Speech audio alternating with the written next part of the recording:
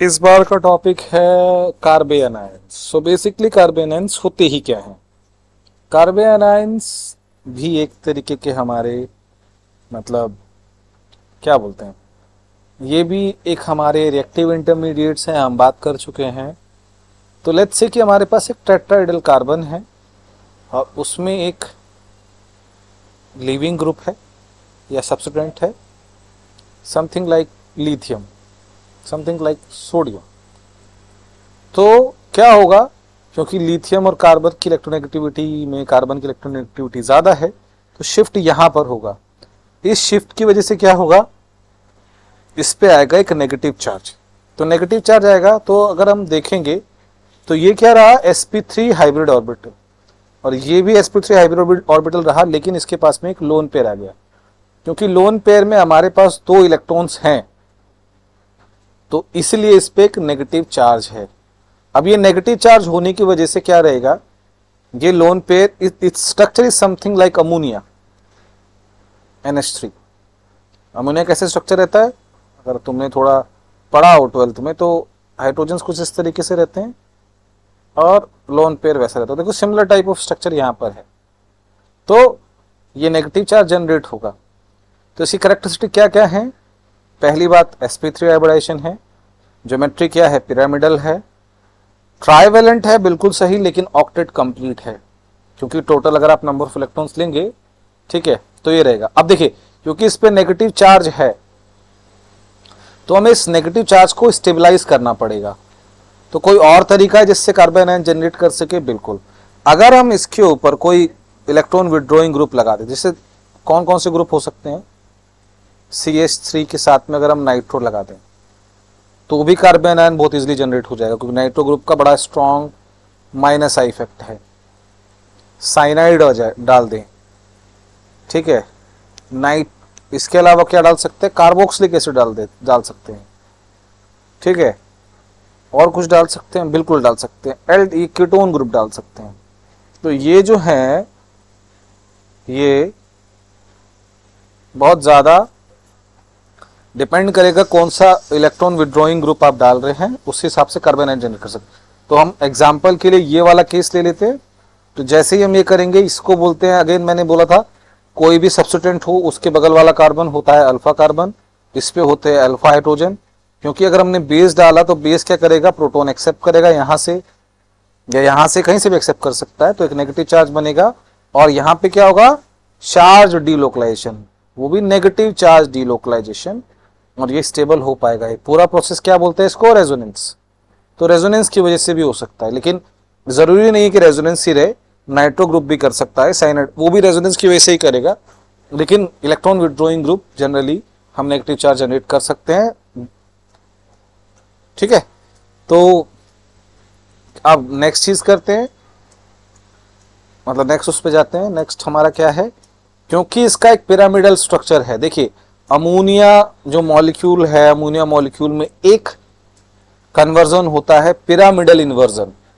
Pyramidal inversion क्या होता है कि लोन पेयर इतनी जल्दी फ्लक्चुएट करता है कि इवन दो इसके ऊपर 4 ग्रुप डिफरेंट है, फिर भी ये ऑप्टिकली इनएक्टिव नहीं रहता है। ये इतना रैपिड इंटर कन्वर्जेंस होता है स्ट्रक्चर्स के बीच में कि दोनों स्ट्रक्चर्स के बीच में कोई, मतलब इसको, इन दोनों के स्ट्रक्चर के बीच में कोई डिफरेंस नहीं बचता।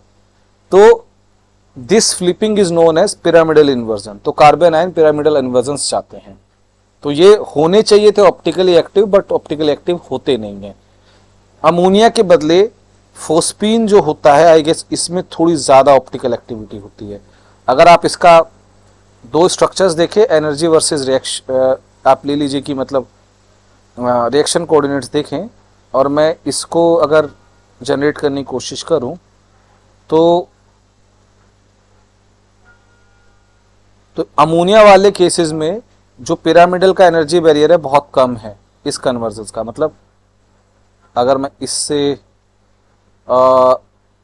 इससे नीचे, मतलब नीचे ना जाके, ओके, थोड़ा मैं मिटा देता हूँ, थोड़ा सा जल्दी हो रहा है, तो मैं इसको थोड़ा इरेज करके समझाने की कोशिश करता हूँ। तो मैं क्या बोल रहा था कि देखिए, ये फ्लिपिंग हो सकती है। तो ये फ्लिपिंग क्या हो रही है कि ऑर्बिटल जो हमारा लोन पेयर है, अबव द प्लेन या बिलो द प्लेन है, बस यही है। तो अगर मैं इसकी एनर्जी को देखूं, एनर्जी वर्सेस हमारा फ्लिपिंग का मतलब प्लेन में बॉन्ड जो है वही हमारा एक रिएक्शन कोऑर्डिनेट है, मैंने रिएक्शन कोऑर्डिनेट की तरह इसको डिफाइन किया है। तो समथिंग लाइक ये जो रहेगा इस तरीके से रहेगा, वैसे टच करेगा जमीन इसको, ठीक है, ये भी इसको टच करेगा। तो अगर मैं अमोनिया की बात करूं तो वो बस इतना ही रहेगा, मतलब इतना ही इसके अराउंड, इस रिएक्टेंट से लेके यहां तक। ये बैरियर इतना कम है अमोनिया केसेस में कि दो स्ट्रक्चर, सपोज लेट्स से कि तुम्हारा स्ट्रक्चर कैसे है, ऐसे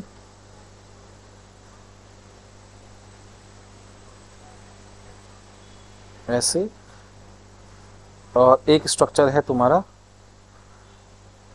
ऐसे, ये वाला सही तरीका नहीं है, एरो ऐसे होने चाहिए, ठीक है, और एक यहां पे है हाइड्रोजन हाइड्रोजन हाइड्रोजन। तो अगर ये ऐसे रहेगा तो इन दोनों स्ट्रक्चर्स के बीच में जो एनर्जी बैरियर रहेगा, लेट्स से ये फर्स्ट है, ये सेकंड है, तो ये बहुत कम रहेगा, तो ये बहुत जल्दी फ्लिपिंग करेगा। तो इसको बोलते हैं पिरामिडल इन्वर्जन। तो पहले और सेकंड स्ट्रक्चर में एनर्जी बैरियर कम होने की वजह से तुम इन दोनों को आइसोलेट नहीं कर सकते हो।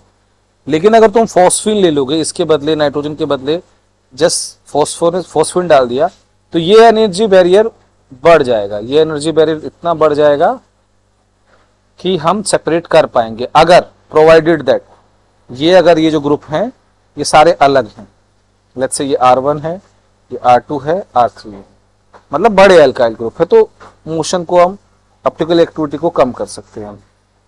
तो ये थोड़ा एक एडवांस लेवल टॉपिक है, इसके ऊपर हम और बात करेंगे, लेकिन मैंने थोड़ा सा बता दिया है। अब इनकी स्टेबिलिटी कैसे दिखाएंगे, क्योंकि इसके ऊपर कौन सा चार्ज है, नेगेटिव चार्ज, बिल्कुल नेगेटिव चार्ज है। तो कोई भी चीज जो इनके नेगेटिव चार्ज को कम करे वो इसको स्टेबल करेगी, जो बढ़ाए वो उसको अनस्टेबल करेगी। तो कौन कौन से ग्रुप ऐसा कर सकते हैं, तो बेस्ट हम बेसिक एग्जांपल क्या है, एल्काइल ग्रुप। एल्काइल ग्रुप फिर क्या है, ये ग्रुप, ये ग्रुप, विनाइल, एसिटाइल, एस्टेनाइल, एलाइल, बेंजाइल। तो हम देखेंगे कि कौन कौन से इफेक्ट इसको स्टेबल करेंगे। तो लेट्स से हम 1 डिग्री, 2 डिग्री, 3 डिग्री की बात करते हैं। 1 डिग्री का मतलब एक alkyl group, 2 alkyl group 2 degree, 3 alkyl group 3 degree, ठीक है। तो जैसे जैसे तुम इस पे एल्काइल ग्रुप बढ़ाओगे वैसे वैसे इसकी जो स्टेबिलिटी है कम होती चली जाएगी। तो ये स्टेबिलिटी जो है इस तरह पड़ेगी, इंक्रीजिंग ऑर्डर ऑफ स्टेबिलिटी। अगर हम इसमें बेंजाइल ग्रुप लेंगे और विनाइल ग्रुप की कंपैरिजन करेंगे, दोनों में रेजोनेंस की वजह से, ठीक है, ये होगा, स्टेबिलिटी आएगी, देखिए। लेकिन क्योंकि इसमें कंट्रीब्यूटिंग स्ट्रक्चर्स बहुत ज़्यादा हैं तो बेंजाइल की स्टेबिलिटी सबसे ज़्यादा रहेगी। तो लेट्स से ऑर्डर देख लेते हैं। तो बेंजाइल जो रहेगा सबसे स्टेबल रहेगा अगर जस्ट हम कंपेयर कर रहे हैं, ठीक है, CH2 माइनस, उसके थोड़ा सा नीचे विनाइल रहेगा,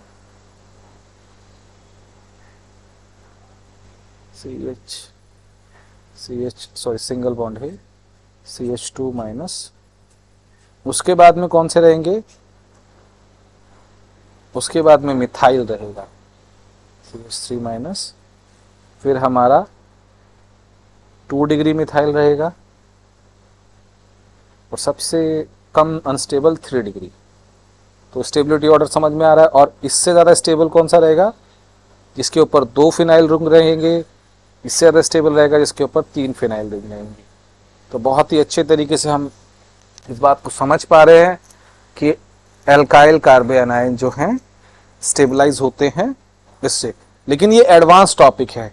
जब हम कार्बोनिल कंपाउंड्स की बात करेंगे, समथिंग लाइक एल्डिहाइड, कीटोन और कार्बोक्सिलिक एसिड, एस्टर्स, तब हमें कार्बोनाइन की स्टेबिलिटी के बारे में और पता चलेगा। तो हम इन्हीं सब चीज़ों को बार बार करेंगे ताकि हमें रिवीजन हो सके, बार बार हमें करना है, इससे हम ऑर्गेनिक केमिस्ट्री की और डीप नॉलेज ले पाएंगे। तो मुझे लगता है कि कार्बोनाइन के टॉपिक को यहीं पे ख़त्म करते हैं। देखते हैं नेक्स्ट वीडियो में हम क्या करेंगे। तो अगर आपको हमारी वीडियोस पसंद आ रही है तो हमारे चैनल को सब्सक्राइब करिए, और मैं पूरी कोशिश करूंगा कि अच्छे से अच्छा कंटेंट लेके आ सकूं। Thank you very much.